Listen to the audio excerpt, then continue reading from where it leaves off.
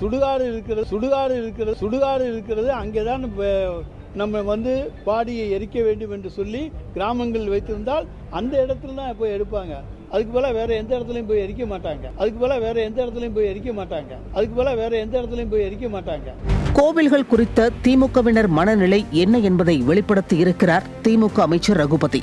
திருப்பரங்குன்றம் தீபத்தூணில் தீபமேற்றலாம் என தீர்ப்பளித்த நீதிபதி GR சுவாமிநாதன் மீது அவதூறுகளை அள்ளி வீசிய திமுகவினர் வெறுப்பின் உச்சமாக அவரை பதவி நீக்க வேண்டுமென இண்டி கூட்டணி எம்பிக்களுடன் சேர்ந்து மனு கொடுத்தனர்.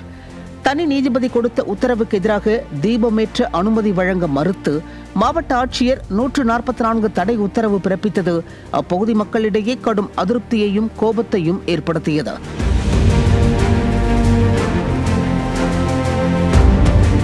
இந்த நிலையில் சந்தனக்கூடு ஏற்றும் போது அரசு நடந்து கொண்ட விதமும் அப்பகுதி மக்களிடம் கடும் கொந்தளிப்பை ஏற்படுத்தியது.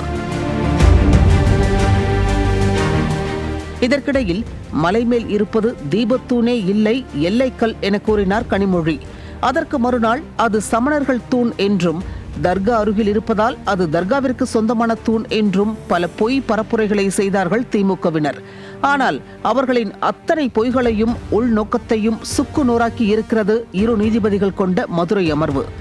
தீபத்தூணில் தீபமேற்றினால் சட்டம் ஒழுங்கு பிரச்சனை ஏற்படும், பொது அமைதிக்கு குந்தகம் ஏற்படும் என கூறி மக்களை அச்சத்திற்கும் பதற்றத்திற்கும் உள்ளாக்கியது திமுக அரசு. அதற்கு தலையில் ஓங்கி கொட்டி இருக்கிறார்கள் நீதிபதிகள்.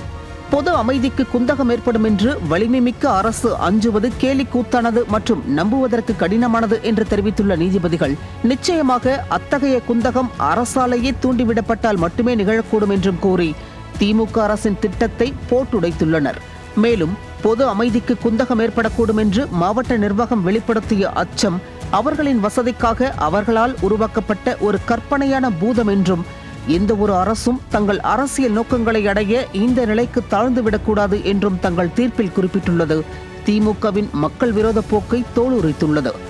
வக்ஃப் வாரியத்திற்கு இந்த விஷயத்தில் எந்த தொடர்பும் இல்லை என்றும், ஒரு மதத்தின் மீது மற்றொரு மதத்தினர் மனதில் தேவையற்ற கருத்தை விதைக்கும் வகையில் அரசு செயல்பட்டு இருப்பதாகவும் நீதிபதிகள் குறிப்பிட்டுள்ளது திமுக அரசு தன் சுயநலத்திற்காக மதங்களை பயன்படுத்துகிறது என்பதை வெளிக்காட்டியுள்ளது.